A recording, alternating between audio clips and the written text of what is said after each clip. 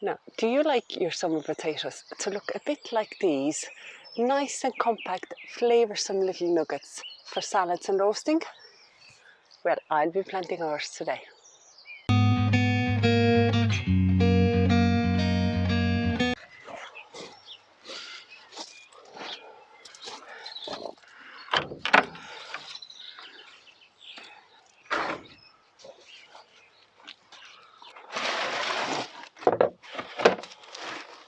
In our household, we don't like to complicate things. If it ain't broke, don't fix it.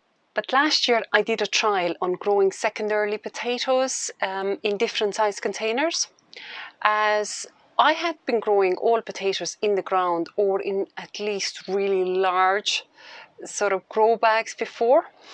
And I was looking personally for an easier solution, growing them in a container rather than taking up that much of a ground space during the summer, and from the other side trying to lengthen the freshness of the harvests. And I was so impressed with the outcome. It really suited our family. The growing system I'll be using is so easy, and it works perfectly for the first earlies and second early potato varieties, as these are usually smaller yielding from main crop anyways, because potatoes are divided into the three groups depending on the length from planting to harvest. And the easiest way to remember is first earlies, second earlies, main crop, 3, 4, 5. So it's basically is the 3 months, 4 months, 5 months from the time of planting to the maturity. And the plant itself is going to tell you if it's ready for harvesting anyways. The stalks and leaves will go yellow first, and they'll just wither and then go brown and mushy. You don't need to be counting weeks or days or seconds to know if a potato is ready to harvest. The plant will tell you if it has stopped growing or not. So yes, when buying your potatoes, just check the variety, what it's labelled as, and remember your 3, 4, 5, 3 months, 4 months, 5 months, but protect it from frost. Now, I usually start my potatoes on St. Patrick's Day, or at least within a couple of weeks after that, weather depending, because seasons change from year to year too.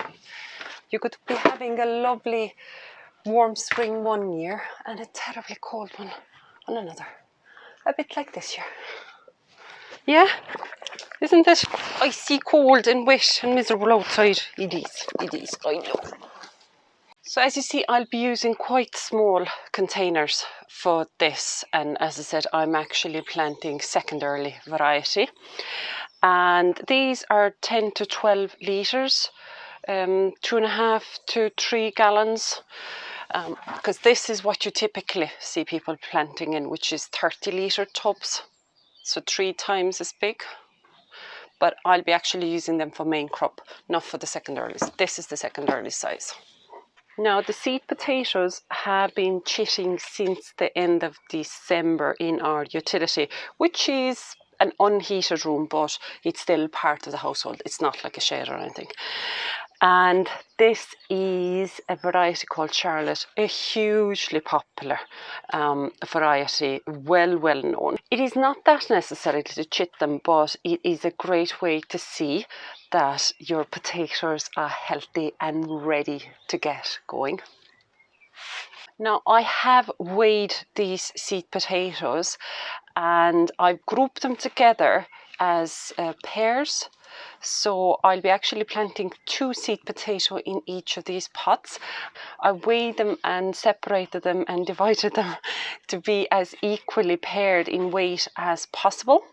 The exact details are in the description box below. It's just a very handy way for me to go back and check as well what went into tub number 1, what weight and so on when it comes to harvesting, and then obviously comparing what you get out of it.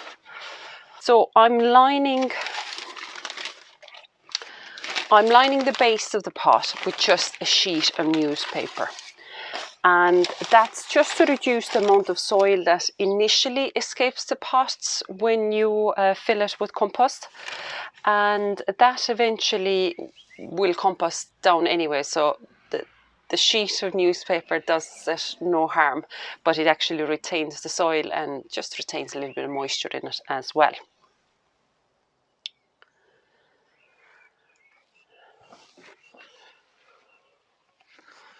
Now, gloves on.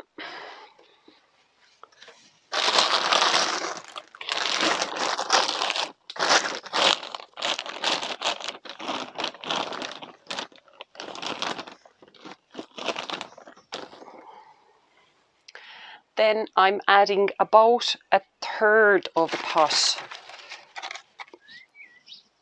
soil, because potatoes grow upwards anyway.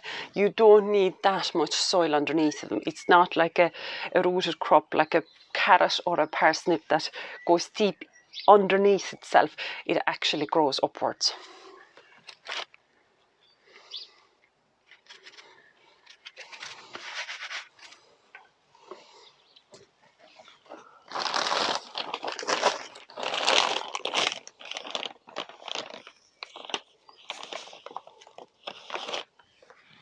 Now on top of that, I'm just putting a sprinkling of organic seaweed granules.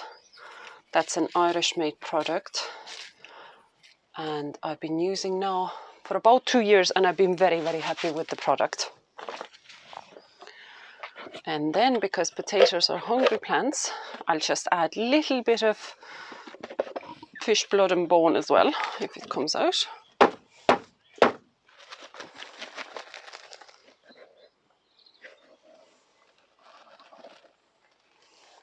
Just a very small sprinkling of it, because obviously the pots are small. But so organic seaweed and fish blood and bone.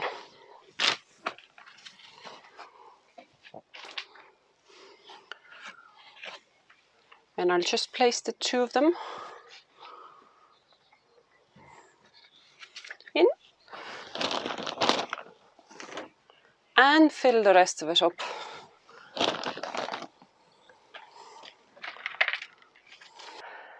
And that's it. No earthing up, no more feeding.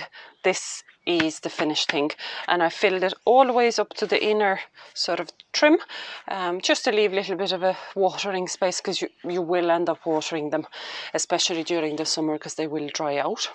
And they'll definitely stay here while the temperatures outside are below 15 degrees. Now, I don't want them to be baking either, so if we do get more sunnier, hotter days and it's mild enough outside, I'll actually be lifting the pots outside, because potatoes are a cool weather crop, so ideally they'd be in a temperature of over 15 but below 20, so it's just about there. But if it's very windy and so on, they need shelter.